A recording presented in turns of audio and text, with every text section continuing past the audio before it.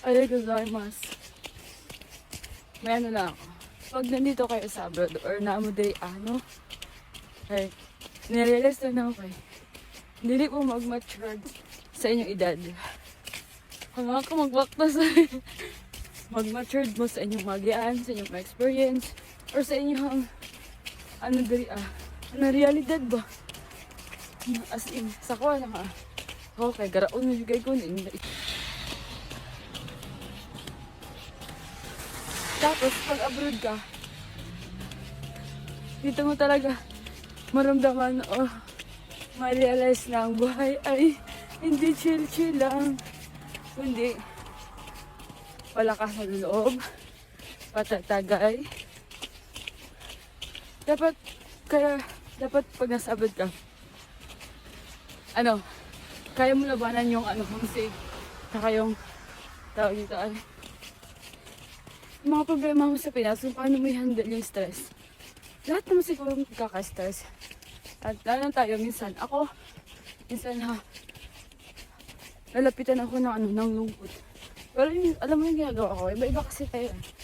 Sa akin, pag lalapitan ako ng lungkot, ayun ako sinasabi ko sa inyo, wala, tatakasan ko yung lungkot.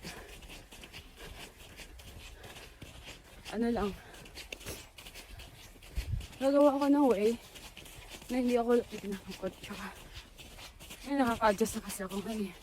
Alam ko na kung paano ko i-handle yung feelings ko, tsaka yung sarili ko. Kaya ako yung malungkot. Kaya nabubuhay. Ganun.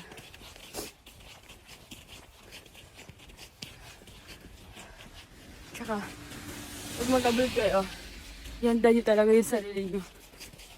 Sa lahat ng pagsubok. Dapat kayanan nyo. Lalo yung lungkot, problema, lalo pag nasa Pinas. Yun yung ko sa inyo. Tsaka ready kayong gumising ng alas 4. Tsaka kaya nyo maglakad pag mag-may-snow. 2 weeks na kami naglalakad. Gawa ng snow. Hanga ka din, uy. Ganyan sa inyo, guys. Mag-abroad mo. Laban lang.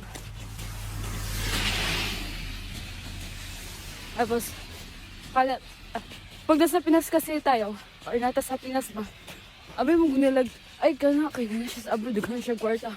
Ha? Nagkong sa din midri na munit, may kwarta. Mag-itlog-itlog raw, ang galing, magsaging-saging para magtipid, tapos inyong pamigdag kwarta. Nami kwarta, pero dili ingon nga daghan.